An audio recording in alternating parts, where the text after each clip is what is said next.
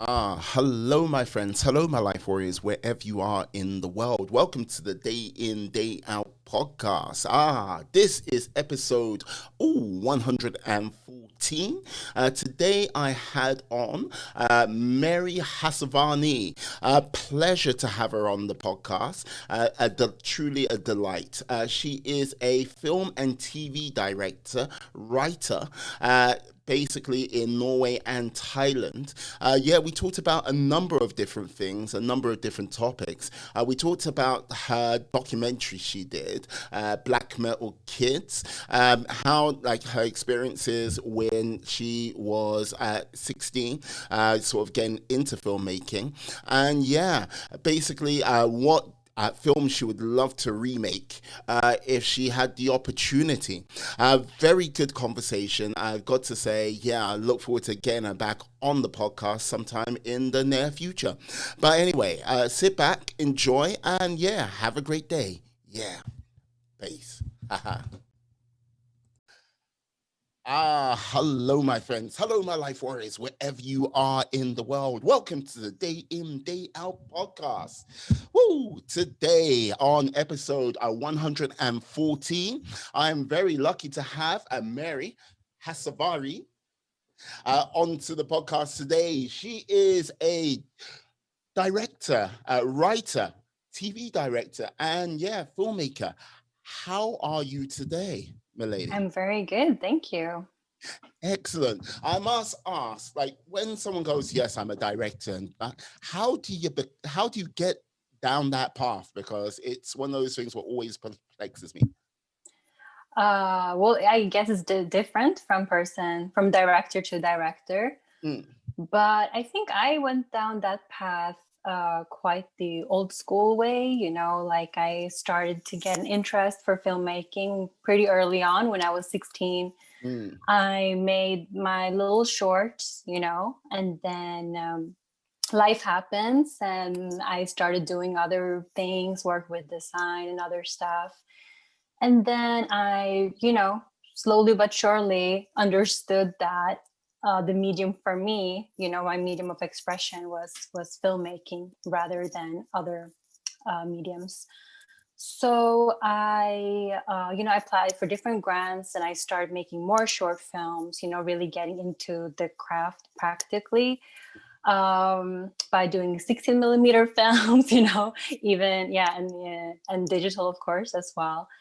And then I assisted for a Thai filmmaker called Anucha Suvichar. And then I started film school. So I went to London Film School. And after that, I worked in, different films, some action films, in different aspects, like as a script supervisor. mm. Then I got to produce a documentary. And then, but I was starting to feel like, hey, I was supposed to direct, I was supposed to create. And now I'm on the, production side of things. So Yeah. I started to write, and then long story short, now we're here. Yeah.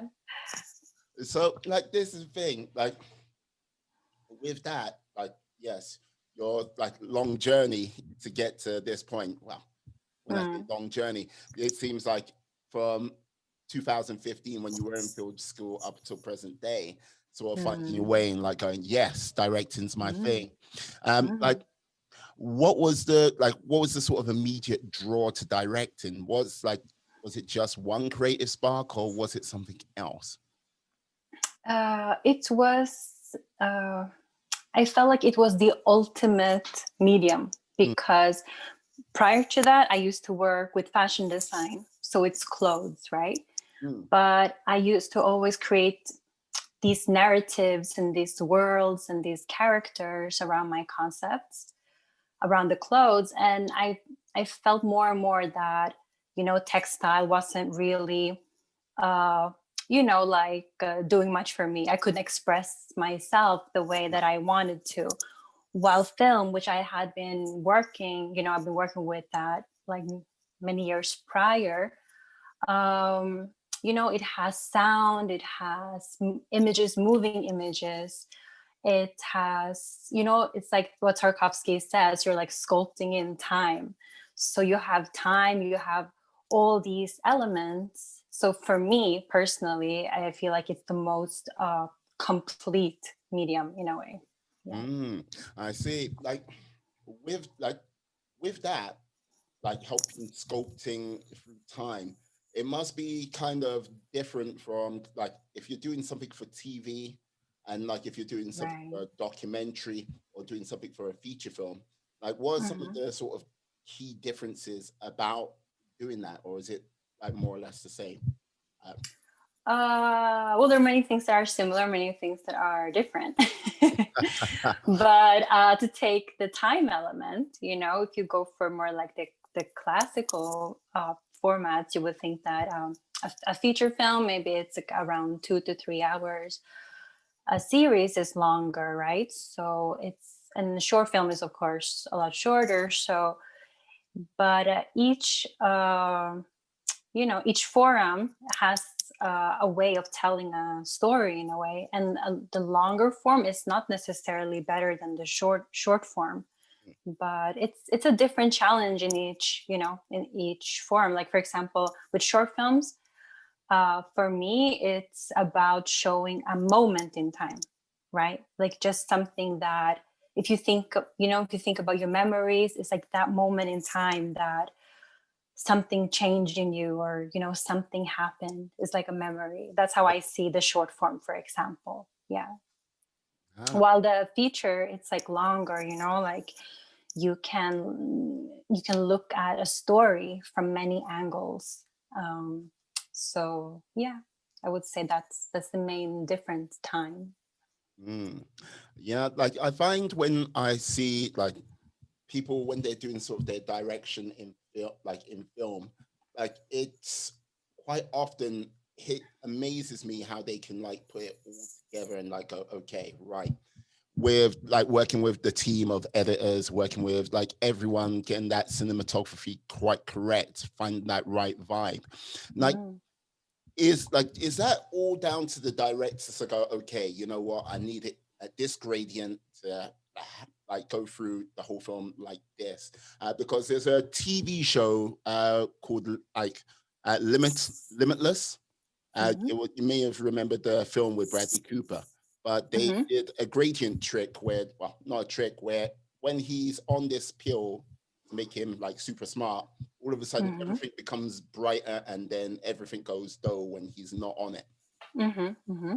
So is Yeah, if it's very, like very big creative decisions like that, very visual decisions like that, more likely than not, the director uh, had something, in play with that and had the idea for that.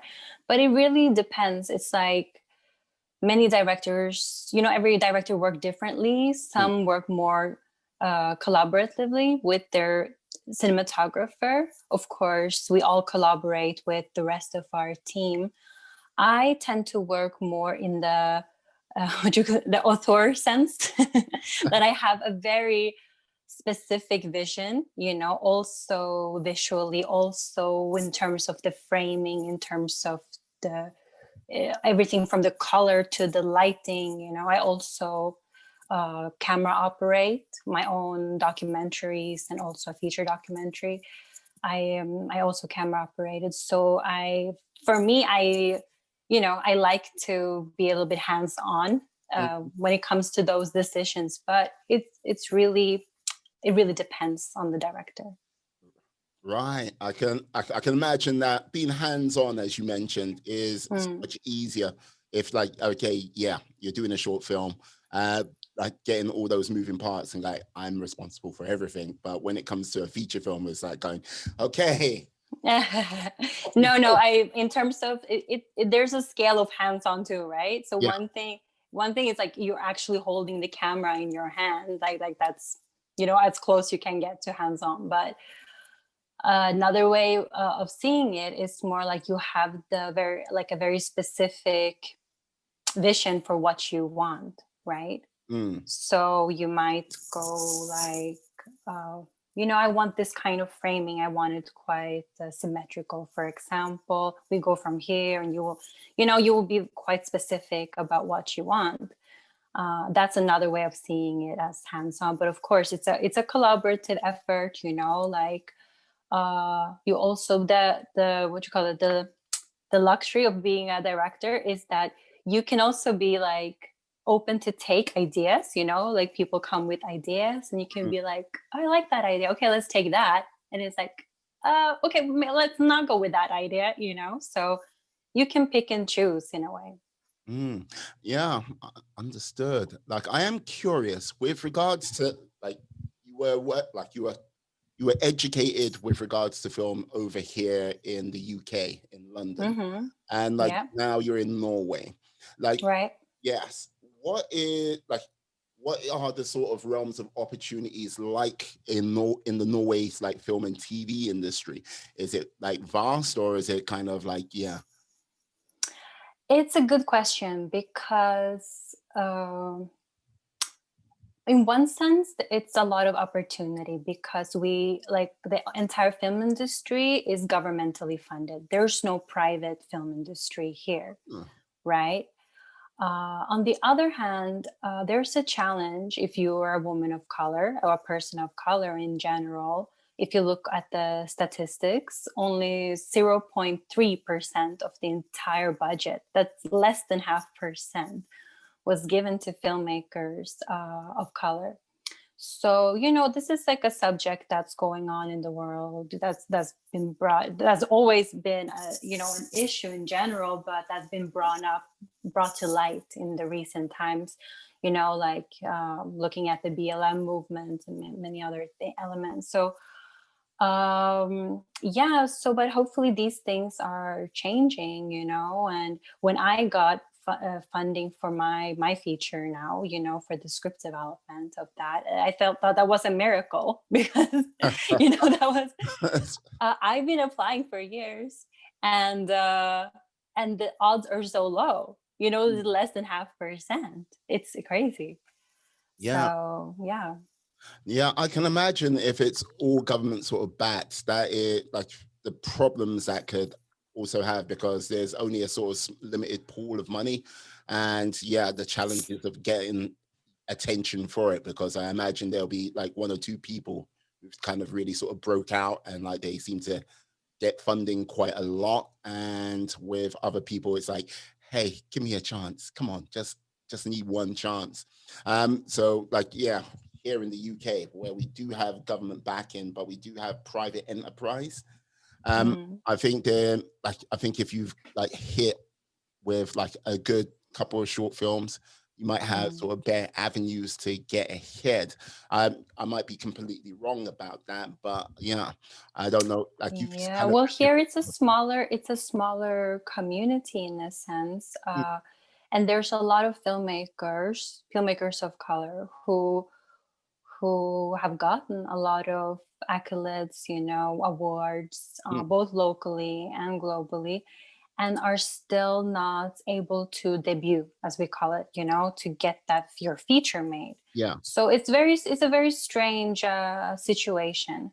Hmm. But hopefully we'll do something about it. I'm personally now a part of something that I can't talk about right now, but we're working on that. Okay, okay. Yeah. Yeah. I remember, like, do you know the film The Raid and The Raid 2? Yep. Yep. Yes, the director of both of those films is a British guy, and like he Mm, was like struggling for years, and he was like, okay. His wife went, yeah, come on, like it's not really happening here, and he had to literally go, oh God, it's not Thai. Am I wrong in say? Am I right in saying it's Thai? Can't remember. no, I think it's Indonesian, if I'm not Yes, mistaken. it's Yeah. Indonesian.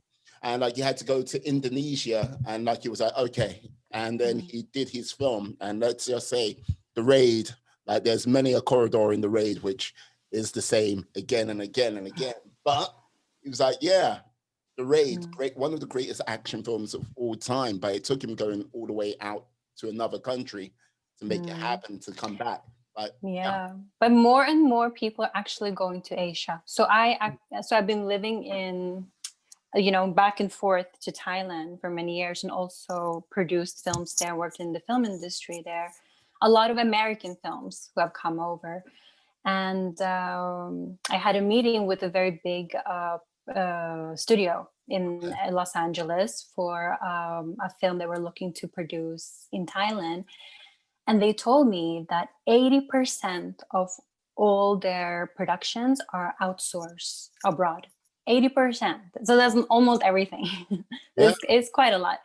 Not everything goes to Asia, of course, but a lot of it does. I think that's something that most people are not as aware of. But yeah, we live in quite a globalized world. So, but it depends on what kind of films you want to make. If you want to make like genre films, like action films, like flicks like that, it's easier to get funding, and like you can do it. You can do it for less in Asia for sure.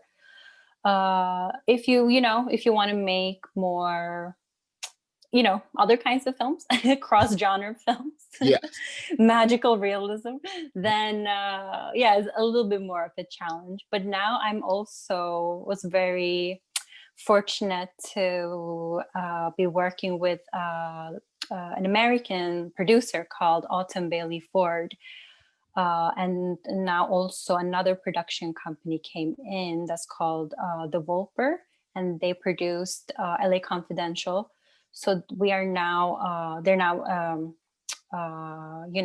on board to make my American feature that's called Persona, which is a thriller. It's a little bit more genre. So yeah, it'll be interesting to see how that plays out. Excellent. So like, this is the thing, like, obviously now being a film director, you've like watched loads of film. Like, what is kind of like, the sort of thing which draws you in? Is it a thriller? Is it a drama, period piece? For me, I'm not so focused on the genre. I think there's good films in every genre.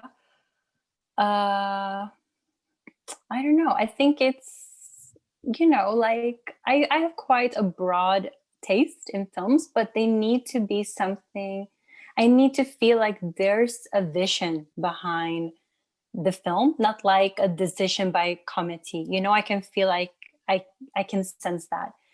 And also that it has some depth to it, like, and balancing, they're able to balance depth and the entertainment aspect, as well as being, visually interesting. But it really depends. Okay. Like, wow. So what was the last film which sort of really excited you watched? The last film that I saw that excited me. And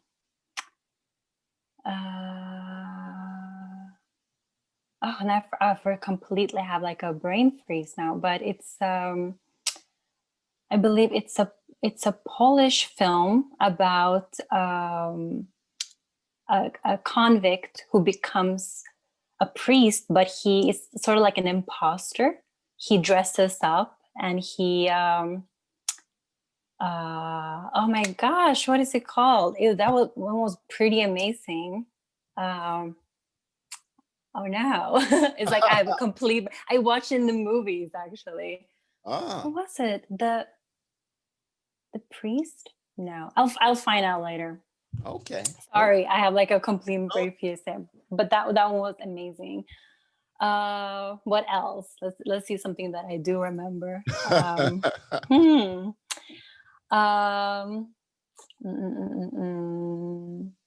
I watched so many films that they all become like a blur in the one, and like I don't know which one to choose. But one of my favorites that I do rewatch like quite a lot is Kubrick's Dr. Strangelove. Okay. Have you seen that one? Yes, I have. Yeah. Come on now. Yes. Like, that one is amazing. And it was really, it was reflecting its time, it's the zeitgeist, but at the same time, it was ahead of its time too, because you know, you just see a Trump and oh, how silly the politicians are. This is the And how thing. scary it is that they have so much power. They Yeah. can just like explode a country like that. You say it's of its time, but it's still very relevant today in many respects. Exactly. Like, Yeah. okay, like you might go, oh, the nuclear threat's not real, but it's a case of, yeah, it does take one or two like people to get a little bit bonkers or like, For sure. Of its time and ahead of its time. yeah. For sure. Mm. Yeah, but like this is the thing. When you say Kubrick to me is just like, oh God, yeah. If you worked on his film, yeah, prepare for some sort of emotional pain. As an actor. Yeah, that's true. Well, you know, that's the person. Yes. Yeah. Yeah. That's what I'm wondering, you know, like that's something I've been thinking about as well, like in terms of directing styles. Like I think you can have quite strong vision without being a tyrant, you know, like you don't have to emotionally abuse people if you just because you have a strong vision, Yeah. right? So you know, like, and that's how I try at least to be with, you have to ask my crew, but that's how I try to, you know, the mantra I try to live by, you know, like what kind of director would I like to work for, you know? And it's also your life, and it's so taxing. It's such a taxing process to make a film, and both physically and emotionally. And in the end, it's like a lifestyle, you know? So you like, you have to reflect on what kind of life do you want? What kind of person do you want to be? How do you want to lead? Like, what are the kind of people you want Yeah. around you, you know, and still create, you know, your vision. So I think it's completely possible to combine the two. Yeah, no, I imagine so. Like this is the thing. Like when you go, yeah, it's not, don't need to be a tyrant. And I've like gone, you go, yeah, that's nice and all. But when you see some of the works which come out of some of these directors have been a little bit tyrannical, and like, okay, these films like still hold up until the like test of times right now, and like, yes, awards being lauded down on them. It's like I sometimes feel like directors have to push actors into a place of some discomfort sometimes to sort of like, yeah, get that little bit extra out of them, like if it was for a film or like TV show. Discomfort for sure, because you know there's it's like when you work out, you are feeling discomfort, like your muscles are breaking down a bit, you know, in order to grow. So there's growth in discomfort, but there's a big difference between discomfort and pain, Mm. right? So I agree that you know, there's sometimes you have to feel discomfort, but yeah, but I don't know. There's a fine balance. Yeah. Are you just reflecting back now and go, was I like that? That time I abused that actor. That's why they're not talking to me. That was just discomfort. I've been into a place of discomfort. Oh, really? Well, we have to ask them. Okay, I'll just like, I was working for Mary over there. I don't want to talk about it. Ask my therapist. Oh, wow. No, hopefully not. Like, so, I like with when someone goes like recently, there has been like this TV renaissance with all the world of streaming and everything like this. TV has, in my opinion, kind of overtaken movies now with regards to sort of quality, storytelling, like the writing, everything seems to be that much better. In some ways, yeah. In some ways. And like, what is the difference between like directing like television to directing a movie? Because I see as like, depending on the TV show, it goes on and on and on, and the film just, it ends technically. Well, no, sure. Marvel, yeah. Well, time I already mentioned, but I think one of the, you know, like another important aspect, which is becoming more fluid now, is that series, you are only watching on a small screen at home, right? While movies, yeah, you can watch them on a screen too, like Netflix films and the films you watch on your computer or your phone or whatever. But unlike series, you can also watch them in the cinema. So it's a completely different involvement. As a viewer, you have a completely different attention to what you're absorbing, what you're watching. That's one element. And then of course the time element. And I think I mentioned it before, but I think there's pros and cons to having something drawn out and something being more like condensed in a way. And also, of course, there's the, like my cinephile heart, or like how I romanticize, cinema and watching a movie and creating a movie for, that the screen like that, which is something that I still want to do, And it has another, I don't know, like I feel like it sticks for a longer time in a person. Okay. Yeah, well, like the thing, like you have to be, I think you have to be slightly a romantic at heart if you're a director, because look, like at the beginning of our conversation, you mentioned, working with 16mm film. So, Yeah. Okay, look, all I'm gonna say is you're not old enough to be like going, yes, I remember the good old days where it was just like film, and well, actually, I do. I might look, younger than my age, but I actually am old enough for that because, my class at London Film School, we were the last class to work with 34mm before they dropped it. Wow. So we work with 34mm and of course digital, the Alexa, that it's like the industry standard. So I felt very fortunate, and 16mm. So I felt very fortunate to have experienced that transition. And at the time, we were romanticizing, film, physical film. But now I'm kind of over that particular, thing. Yeah. Because like you think about like, okay, today, look, I've got a camera pointing at me now. I can just like put it in Premiere, like cut, and basically put color grades on it and come up with a creation of my own. Very simply, clean, simple. But like when you're talking about like 4mm film and everything like this, where you have to mark on there, do the cutting, and then do that placement. It's a different work process. It's much more disciplined because it's more precious, it's more expensive, right? So you don't, unless you have like an unlimited budget, you don't just, like today we like hard drives, they cost money too, and time, like there's a limit to that. But you in principle you can just shoot. You can just you don't have to think too much before you make the decision to shoot from that angle, let's take another take, etc.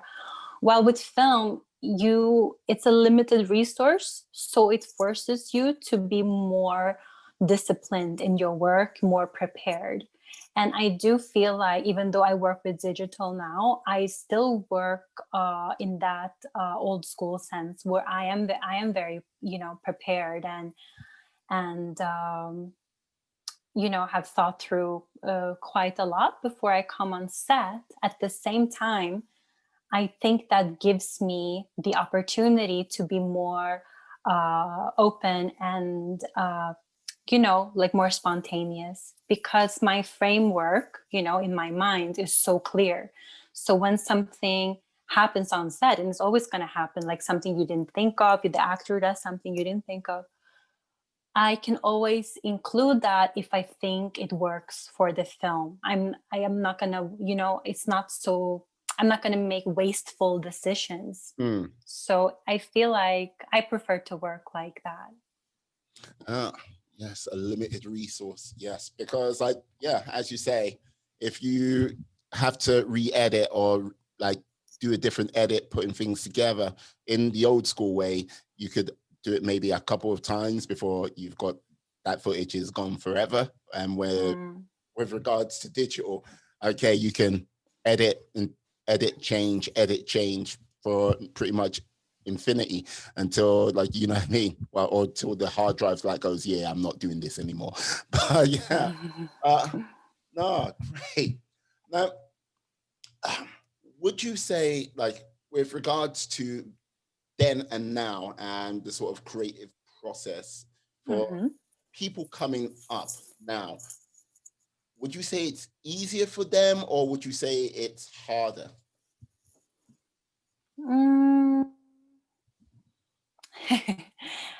It's both, because I'll try to explain what I mean by that. Sorry. There's maybe more competition now because it's easier, it's more accessible. More people, like technology has become more accessible, like the camera itself, and you can make pretty good films technically with everything from an iPhone camera. But so it's more competition in that sense, and in that sense it could be harder. But at the same time, it's also become, there's still a lot of barriers, but it has maybe a little bit more openness towards women now, that before it was completely shut. You know what I mean?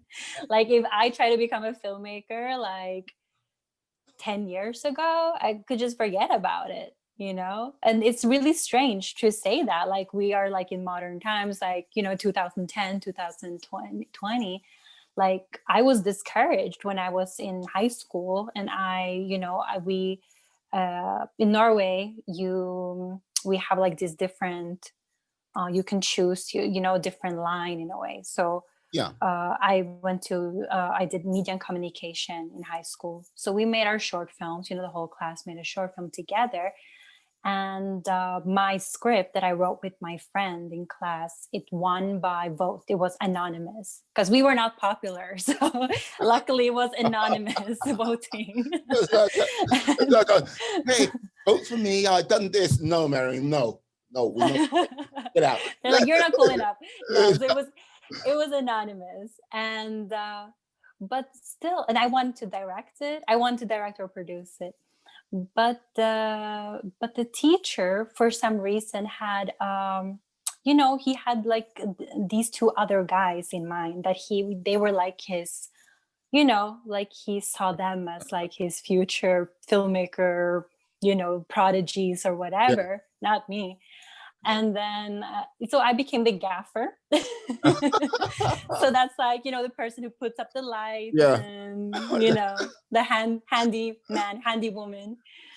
And it was a very discouraging experience, actually. And and I was kind of teased too, like I came, like I think, like sometimes, guys in that people in that age group, they feel intimidated or whatever, and then I remember coming to set one day, and there was like a drawing of me, my face, and then a line of guys, and they were giggling, and then they were dark. They had been throwing darts at that, like that picture of my face, and I was like, oh, okay, this is lovely. I'm like, I'm never making a movie ever again. This sucks. Ow. But like when something is in the stars, when something is, you're fated to do it, it just draws you by its claws, and and I've done a lot of other things in between. So, but I keep coming back to filmmaking. So. Yeah. But to answer your question, sorry, I went on a complete detour. No. So it's both easy and hard, I guess, harder these days. Yeah. Like, so if you had to give like a couple of choice pieces of advice to someone who's like, oh God, oh yeah, oh, you're that director, oh yeah, what do I need to do to, like, what I mean, get on the path? how do I do it? What would you say to them? I'd say, you have to first figure out if you would want to do, is there anything else in life that you could also do? If the answer to that is yes, then don't become a filmmaker. That's the first thing I would say. It's very tough. It's a very painful, sometimes joyous journey. And you really need to feel like it's the only thing you want to do, to be able to stick it through. And then the second thing, it would be to make movies. You can make them on your phone these days. You can make it on a, DSLR camera or whatnot. And just practice the craft. Yeah, no, practice the craft. Yeah. Like, if there's anything what draws you slightly, no, don't do it. It's like exactly. Painful journey. Now, with that, and you say, like, yes, this is the thing, like, what pulls you, like, gravity towards it time and time again. Like, what, like, if you had a choice for the next, say, 5 years to do anything, would it be, okay, here we go. Would it be to do a project like The Lord of the Rings, where you do like 3 big movies back to back to back? Or would it be do a TV series like Game of Thrones?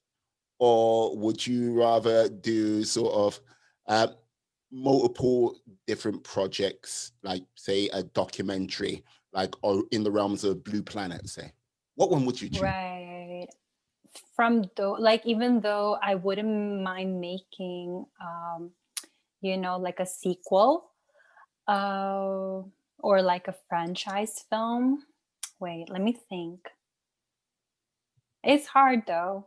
There's pros and cons, to all 3. Yeah. I think it will be a series for now, like a HBO series. I'm actually working on one right now. Oh, awesome. So it will most likely be that, but yeah.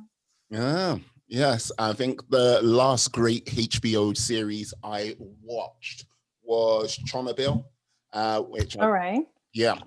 basically about the nuclear disaster in the Ukraine. Did you watch Succession?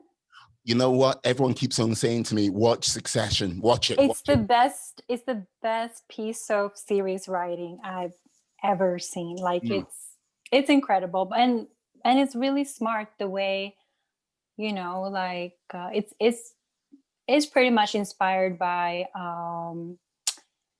oh my gosh, now I had those brain freeze again. The owner of Fox News, Murdoch. Thank you. Yeah, Rupert Murdoch and his family. But no one wants to, tread on their toes, so they made it into a fiction instead, and it's very cleverly made. Yeah, like, this is the thing I've got to say, when it comes to sort of individual TV series, HBO has been, like, from my opinion, the gold standard for like for the last sort of 20 years. Like, if we're talking like the best TV series ever, The Wire. Oh yeah. Basically, like, the way they did that, it was the first time it was like TV show went, yes, we're going to make him into sort of like hour-long movies, each one.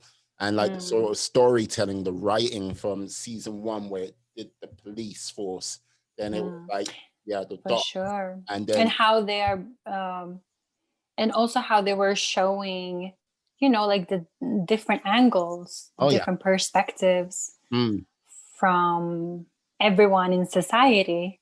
And you could sort of understand the whole catch-22 of it all, yeah. And then when it all played out, and you could just see like going, and you just see the whole cycle just like going on again, and it's just like, my God. How do you break it? How do you break that cycle? It's tough. It's very complex. And it was so amazing how a TV show could give you insight into that. That's what I think I at least felt, and I think a lot of other people felt too when they watched it, right? Yeah. So like with that, like you've got your own series, like what's part of, where is it in sort of development at this present time? Well, I'm in dialogue with a producer about it right now. Okay. It's pretty early stage, but yeah, we'll see how it goes. Okay. Yeah. Because right now, as I mentioned earlier, with the whole realm of avenues of streaming and everything like this, there is a lot of new opportunities.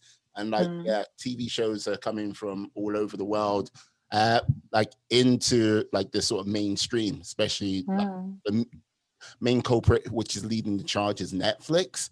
Like, is it a case of like, do you like, how do you sort of get into the realm of like going, hey, Netflix, if you need a director for something like this or anything like this, do you speak to Netflix directly, or do you speak to No, they're really like they have a lot of gatekeepers because a lot of people want to pitch to them. So you have to go through a production company that they already have a relationship with, basically. Yeah, and then you pitch to them. Right. So yes, like production is something you're definitely staying away from. Not going to be a director and like have your own. No, I am a producer as well, actually. Like I produced a documentary feature, and also in Thailand, I also have a production company. So that that I'm also developing with a couple of American producers as well. So I don't know, I feel like when you start off, you do a lot, you end up doing a lot of producing as well, and then you start producing for other people, and then you just acquire that skill on top of other stuff. So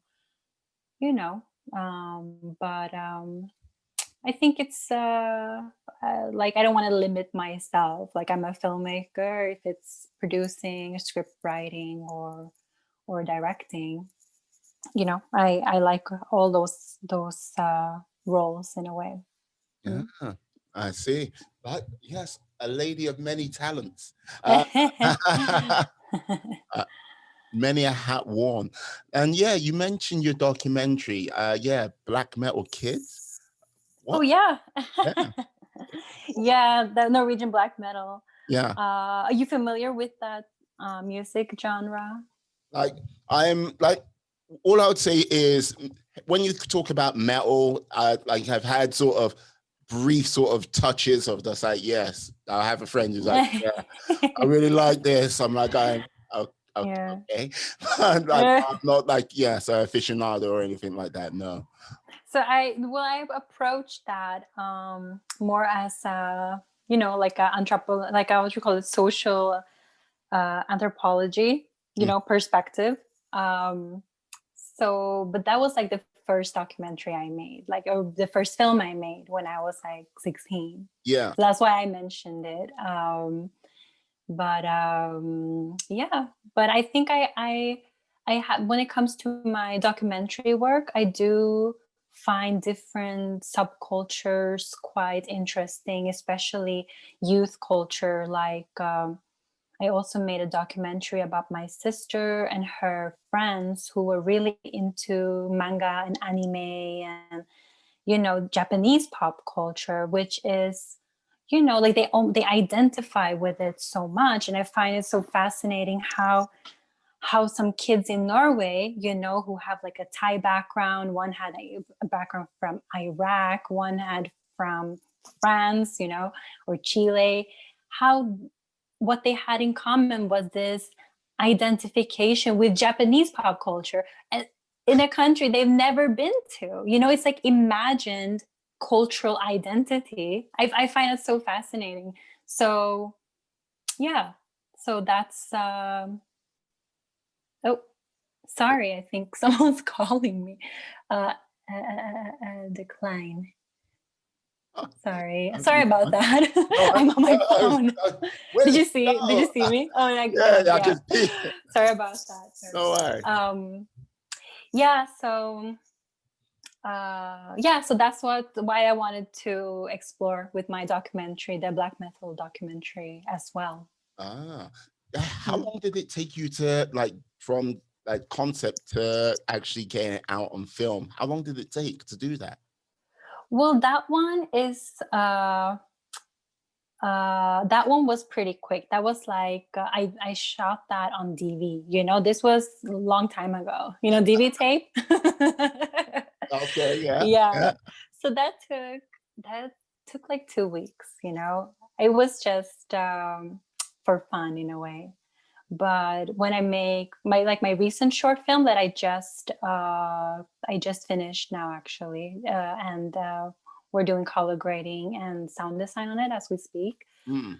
That one took 3 days to shoot, and then my graduation film took a week, and I shot it both in London and in Oslo.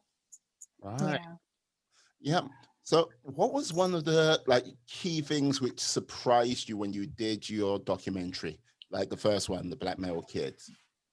What surprised me? Uh,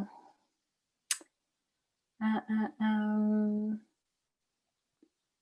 yeah, well, I wasn't maybe not so surprised by it, but it's something that I wanted to capture that I thought might surprise other people, surprise the viewers, was because of how gentle they are as people. Because you know, black metal is quite aggressive music, and they have quite aggressive visual expression, you could say. You know, like guys with, you know, all these nails and black clothes and stuff like that, and it's all often associated with satanism, you know, and stuff like that, because like a couple of guys did that, but that doesn't mean that everyone does that. Yeah. So yeah, I wanted their personalities to come across, because a lot of them have this gentle nature, which I thought was such a nice contrast, you know. And I feel like it's often like this with people in life, Mm. you know, in general, how we have this dualism in us, how a person can, the more extreme they are with this, you can almost know that they're gonna have an element of them that's the complete opposite, right?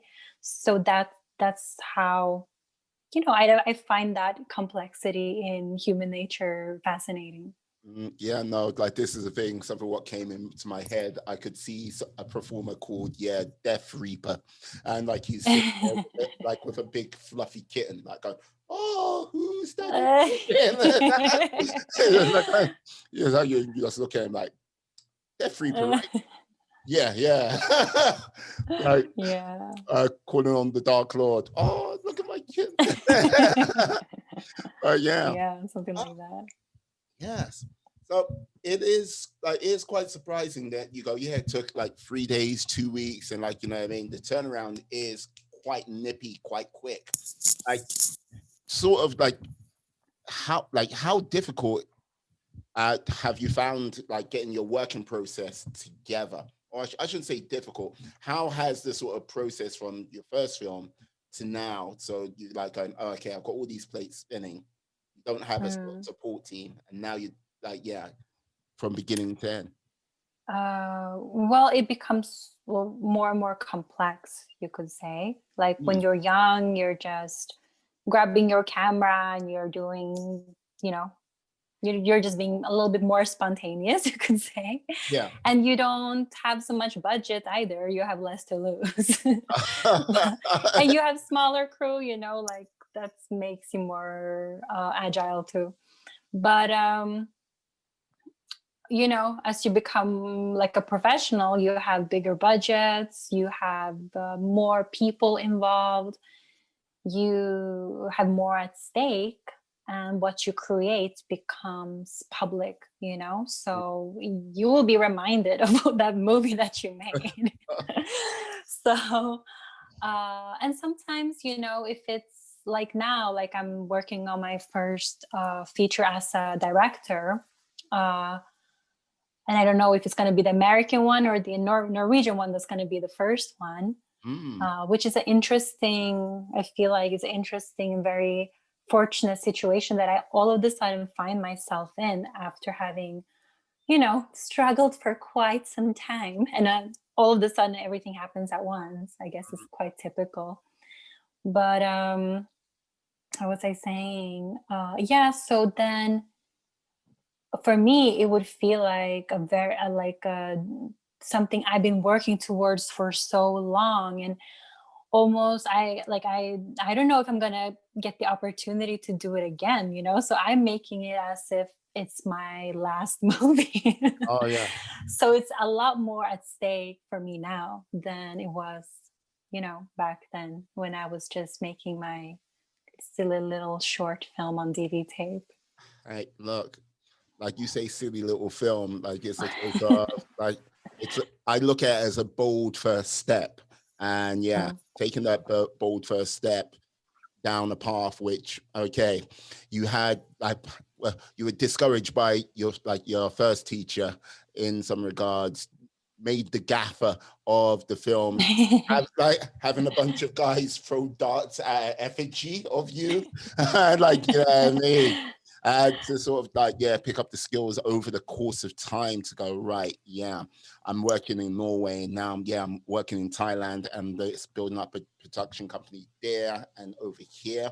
And having options for doing HBO and 2 feature films. Oh no, I don't have an option for HBO, but I'm working towards that. Working Yeah. on. I didn't say that yet. I'm working on. Yeah, no. But you know what I mean? It's one of those things where people go, oh yeah, that's an overnight success. It's like, no, that is many years of walking down a hard path, successes, failures, and you know what I mean, bringing it all together and seeing those new opportunities come forward.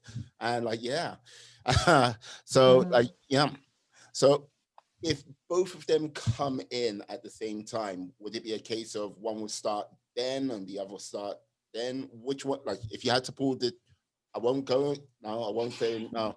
I was gonna ask, but if you did get one of these down, what do you how excited would you be? What is going to be rushing through your mind? What would be the first thing?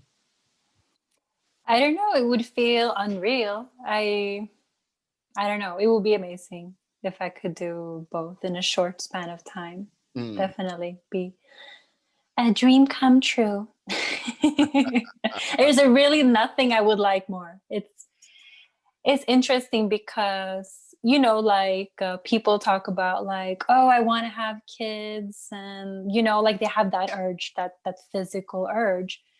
And of course I want, not of course, but maybe I would want kids in the future. But that urge to create, to make my feature films, it's very strong. It's a very physical feeling. It's very strange.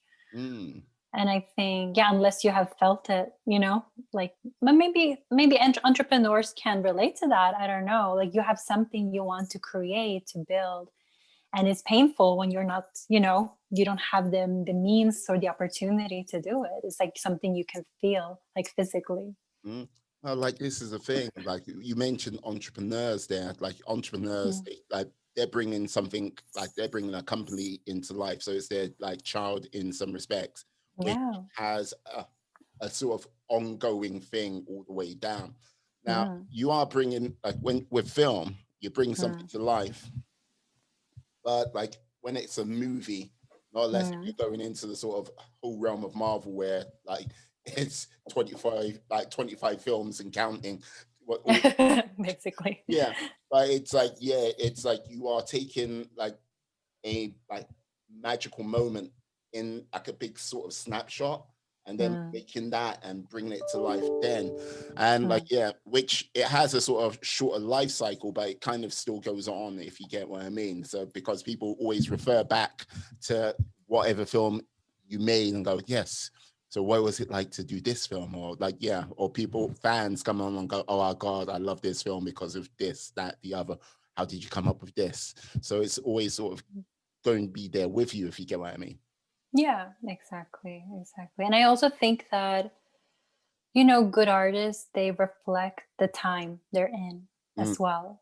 So it's also it's like a moment in time that you can revisit for the future generations, or to revisit as well.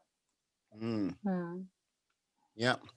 I'm curious, like, if there was like three film directors throughout like time, space, and history, you would like to like ask questions of, which ones would you have, say, around a dinner table to have them? Three. Yeah, three. uh it will be Stanley Kubrick.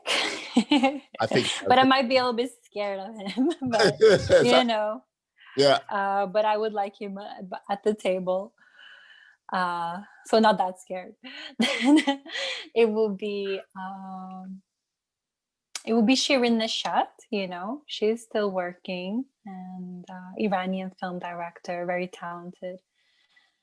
And then maybe Ingmar Bergman, the Swedish director. Yeah. Right. I'm curious, what questions would you ask of them? I don't know. It's a good question. That's a good question. Um,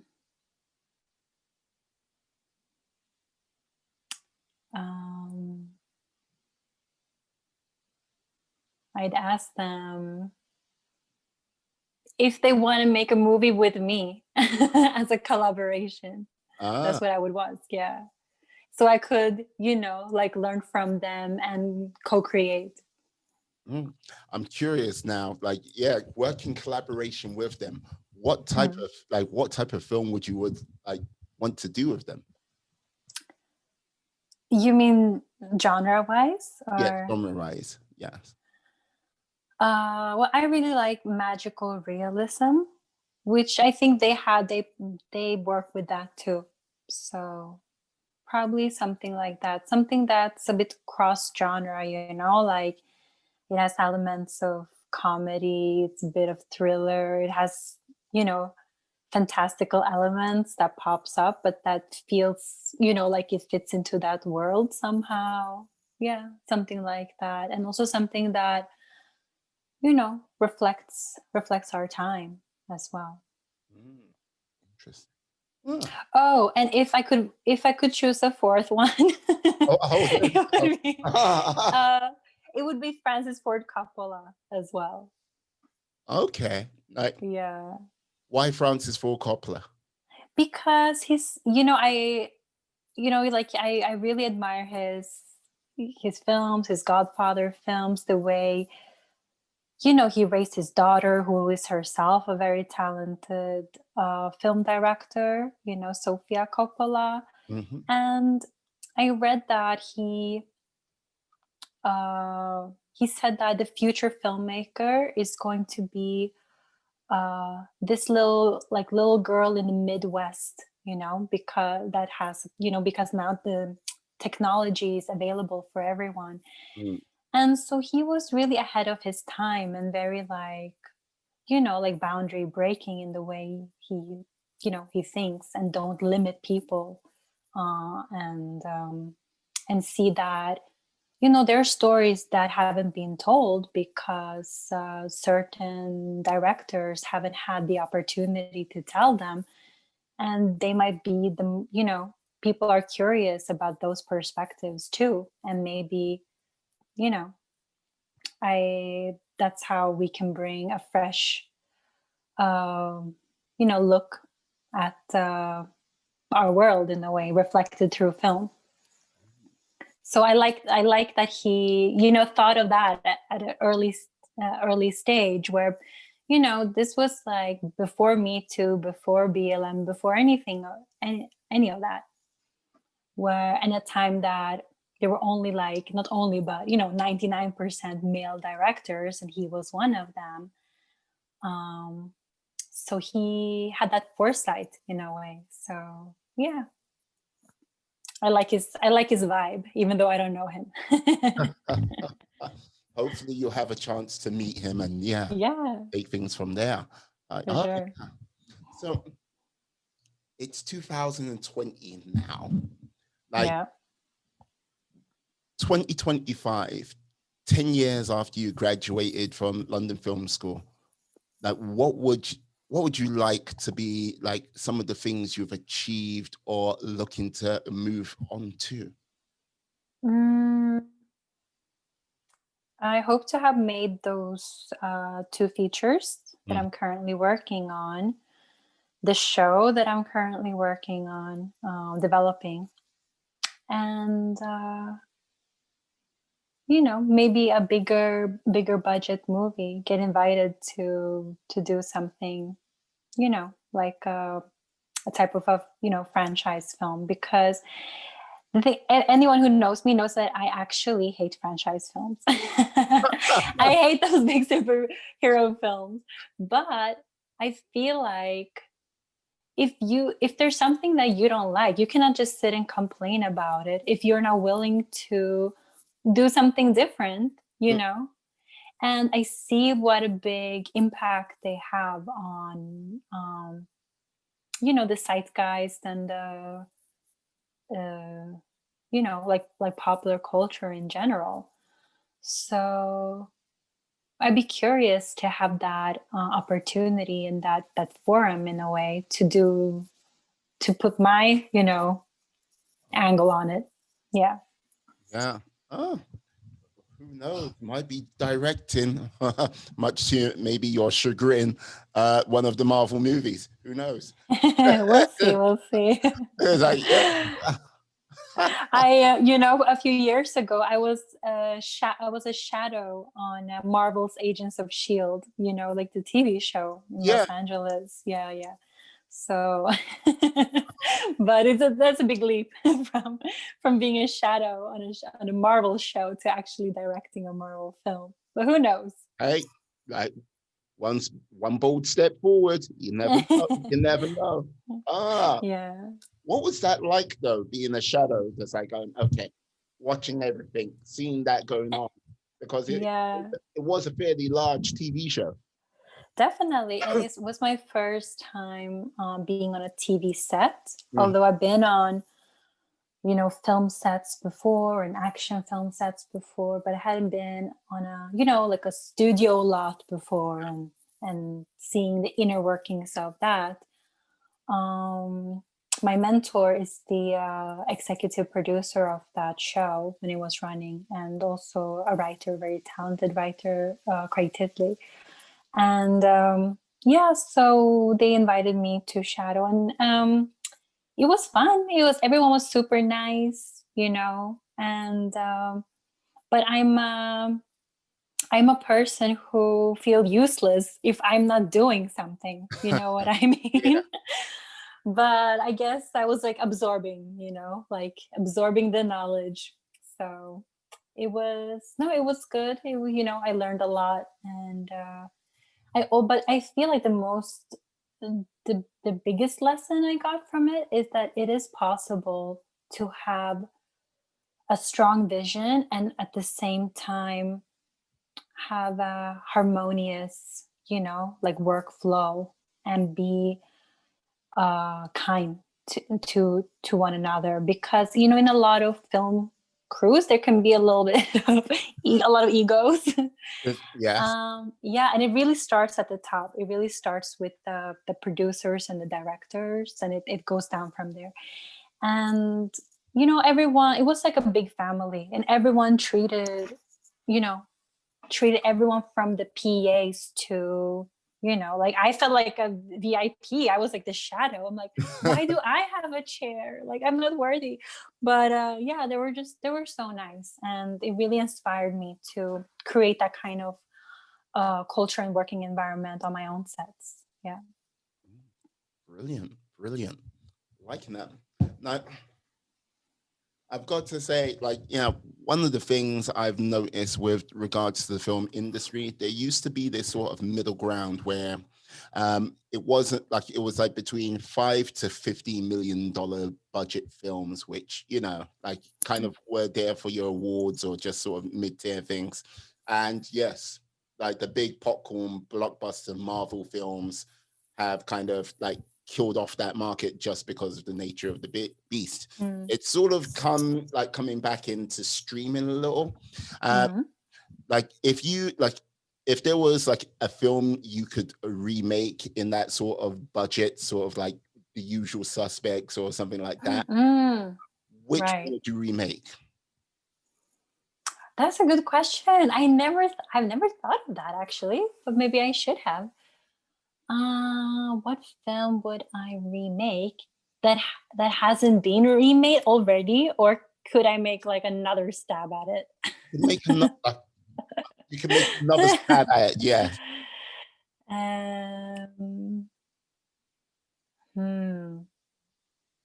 It's tough because, you know, like the good films, you don't want to mess with that in a way. You don't want to make a bad version potentially of something that's already like perfect as it is.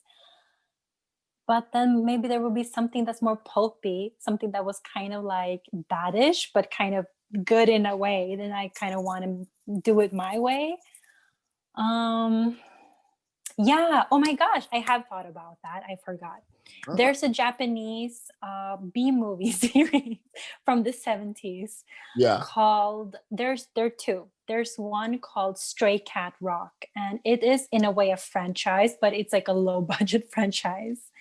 And yeah, I love that series. And so I probably make that Stray Cat Rock. Yeah. It's a great name, Stray Cat Rock. Yeah. Yeah. It's very psychedelic and very 70s, but I would put it, you know, into present day. And you know, Maiko Kaiji, she's the one who plays the lead character there. She's like the leader of this gang of girls. And she is also the actress who played Lady Snowblood. I don't know if you're familiar with Lady Snowblood. It's like a cult classic that Tarantino basically ripped off to create Kill Bill. And Oren Ishii, that character, it's modeled on Lady Snowblood. So yeah, so the actress who plays her is the one in Stray Cat Rock, just to create a context here. Right. Yeah. No, I see. Oh, very nice. Very nice. Stray Cat Rock. Yeah, check it out. I shall. Yeah. Now, I have to reveal one of the things, like before we go, like, yes, I'm a being of supreme cosmic power. And all right. Yes, I have the ability to grant you one wish. Before you say anything, you can't wish for world peace. You can't wish for having more wishes. You can't write down on a sheet of paper a number of things going, I wish everything on this piece of paper becomes true. No. Yes. If I could grant you one wish, what would it be? If you could grant me one wish. I told you, I'm a being of supreme cosmic power. I give you one wish. Yeah.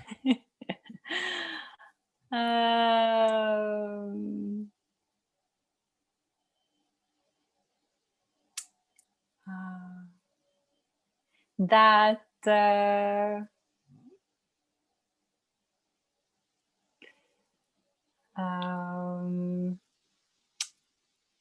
yeah, okay. So if you let's check out your powers.